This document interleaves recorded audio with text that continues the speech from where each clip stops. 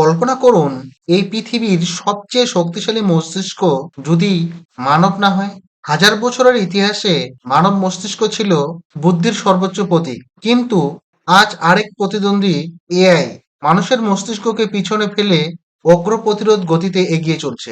আজকের ভিডিওতে আমরা গভীরভাবে দেখব কিভাবে মানুষের প্রাকৃতিক বুদ্ধিমত্তা আর কৃত্রিম বুদ্ধিমত্তা মুখোমুখি হচ্ছে, অর্থাৎ এআই ভার্সেস মানুষের মস্তিষ্ক।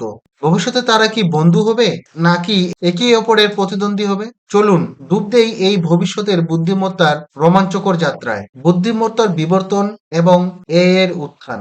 নাম্বার ওয়ান, মানব বুদ্ধিমত্তার প্রেক্ষাপট। মানব মস্তিষ্ক প্রায় ৮৬ বিলিয়ন নিউরন নিয়ে গঠিত।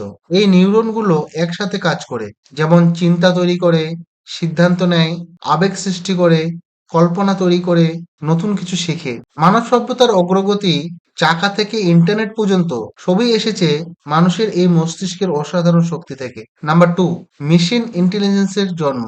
১৯৮২ সালে চার্লস বেবেজ ক্যালকুলেটিং মেশিনের ধারণা তৈরি করেন। তারপর থেকে একে একে Inc, microchip, neural network, machine learning, deep learning, GPT model, এইভাবে ধাপে ধাপে আমাদের নিয়ে এসেছে আজকের যুগে। এক এমন এআই যা মানুষের ভাষা বুঝতে পারে, লিখতে পারে, সমস্যার সমাধান করতে পারে, এমনকি শিল্প সৃষ্টি করতে পারে।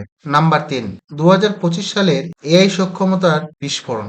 আজকের এআই ক্যান্সার শনাক্ত করে, ভয়েস ক্লোন করতে পারে অর্থাৎ নকল করতে পারে, ছবি থেকে ভিডিও বানাতে পারে, স্যাটেলাইট ডেটা বিশ্লেষণ করে আবহাওয়ার ভবিষ্যৎবাণী তৈরি করতে পারে, এবং ড্রাইভার ছাড়া স্বচালিত গাড়ি চালাতে পারে। মানুষের মতো নয়, এআই ঘুমায় না, চাপে পড়ে না, ক্লান্ত হয় না।